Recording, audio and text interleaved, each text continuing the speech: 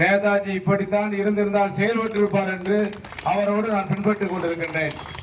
இங்கு இந்த கூட்டத்தை பார்க்கும் பொழுது இது 200 ரூபாய்க்கு 500 ரூபாய்க்கு கூடிய கூட்டம் கிடையாது. உண்மையான உணர்வுள்ள கூட்டம். எங்களுடைய கண்டனத்தை பதிவு செய்ய வேண்டும் என்ற எண்ணத்தோடு இந்த இடத்திலே சுருக்கமாக நாங்கள் இந்த கூட்டத்தை சேர்ந்திருக்கின்றோம். இதே இந்த மண்ணிலே அண்ணன் மகாராஜன் அவர்கள் கட்டளையிட்டால் இந்த ரோடு ஸ்தம்பிக்காது.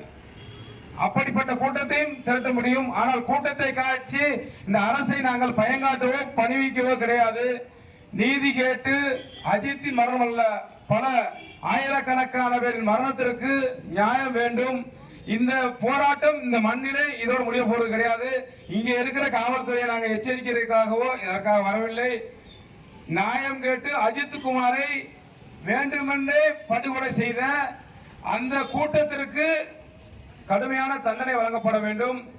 இந்த போராட்டம் விரைவில் முடிவுக்கு வரவில்லை என்றால் தமிழ்நாடு ஸ்தம்பிக்கும் அளவிற்கு சென்னையிலே தலைமைச் செயலகத்தை முற்றுகிட்டு ஸ்டாலினை ஆட்டம் காண வைப்பதற்கு இந்த நேதாஜி படை தயாராக இருக்கும். பேசுவதற்கு நேரங்கள் குறைவாக இருப்பதால் இரு தலைவர்கள் பேச இருப்பதால் என்னுடைய உரையை முடித்துக் கொண்டு அடுத்தபடியாக நமது புலித்தேவர் மக்கள் முன்னேற்ற கழகத்தின் பாசமுக சகோதரர் அண்ணன் பவானி வேல்முருகன் அவர்கள் உரையாற்றுவார்கள்.